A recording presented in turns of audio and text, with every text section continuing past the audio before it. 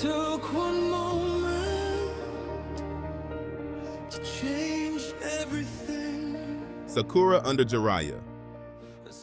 Not every student is loud. Not every student forces their growth into the world. Some watch. They observe, they analyze, they understand. And when they finally act, it's already too late to stop them. This is one of those timelines. Why Jiraiya takes her. Sakura Haruno leaves at 14, not out of desperation, not out of failure, but out of awareness. She knows exactly where she stands, between two extremes: Naruto's unpredictable, overwhelming growth, Sasuke's natural genius and intensity. And instead of waiting to fall behind, she makes a decision. I need more. Jiraiya doesn't immediately accept her. He watches. He sees how she moves, how she reacts, how she listens, and more importantly, how she thinks. Most students rush to impress him, try to show power, try to show potential. Sakura doesn't. She asks questions. Why does that technique require that much chakra? What happens if the flow is reversed? Can it be compressed further? Jiraiya pauses.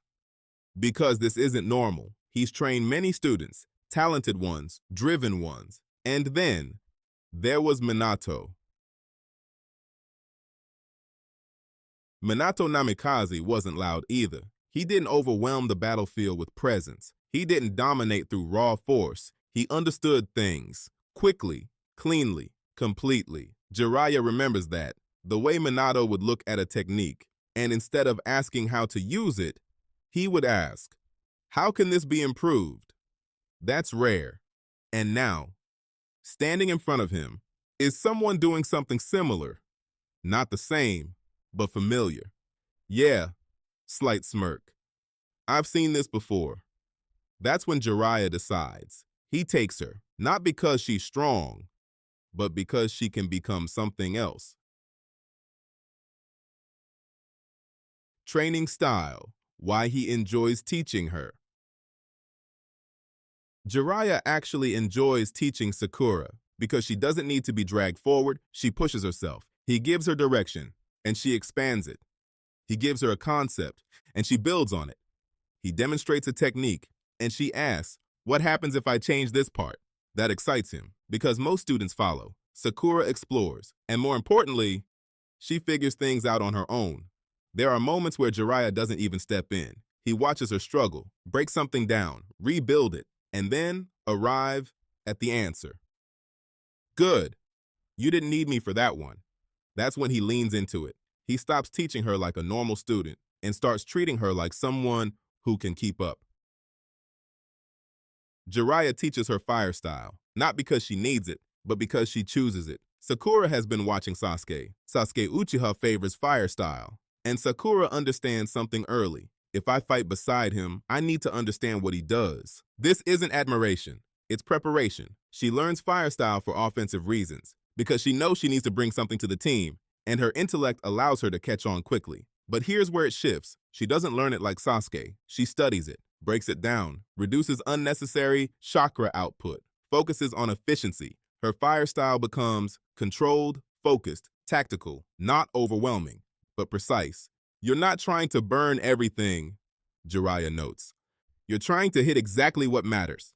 She nods, because that's the point. It comes in handy quickly, in sparring, in positioning, in forcing movement. She doesn't use it to dominate, she uses it to control the flow of battle. Rasengan, intellect versus instinct. Jiraiya hesitates before teaching her this, the Rasengan, because this technique isn't simple. It's layered. It requires rotation, compression, balance, and most importantly, instinct. Naruto learned it through brute force and repetition. Minato, he understood it. And Sakura, she falls somewhere in between. At first, she treats it like a puzzle, breaks it into parts, analyzes each step, and for a while, it works. But then she hits a wall, because the Rasengan isn't just logic, it's flow. And Sakura is trying to control everything, every movement, every adjustment, and it keeps collapsing over and over again.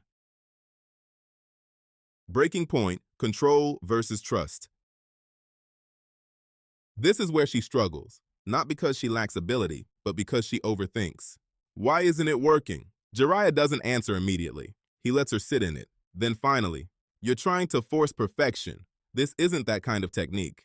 That hits her, because for the first time, she realizes something. Her strength, her control, is also her limitation. She's afraid to let go, afraid to let something exist without fully controlling it. The next attempt is different. She still focuses, still builds the structure, but this time, she lets it move.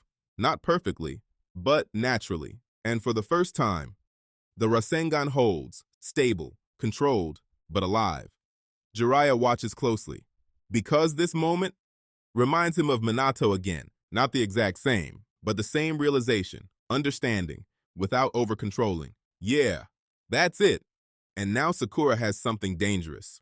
Not just power, but controlled, intelligent power. Sealing, where she excels. Jiraiya introduces basic sealing, and this is where Sakura thrives the most, because sealing isn't about power. It's about structure, understanding systems, and Sakura's mind is built for that.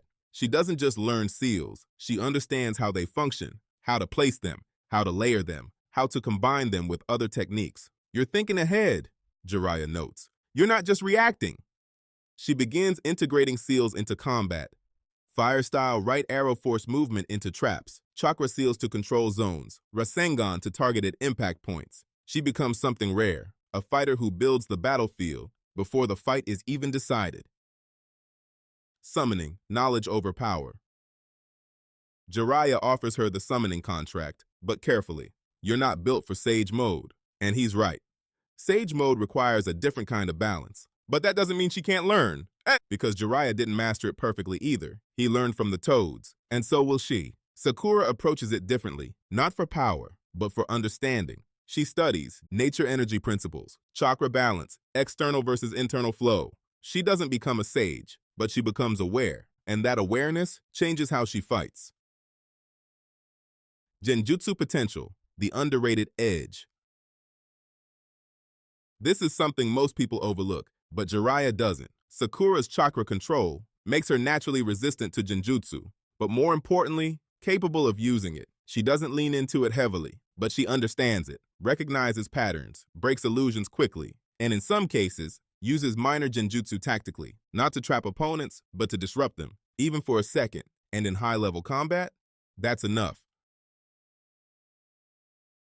Final result, who she becomes.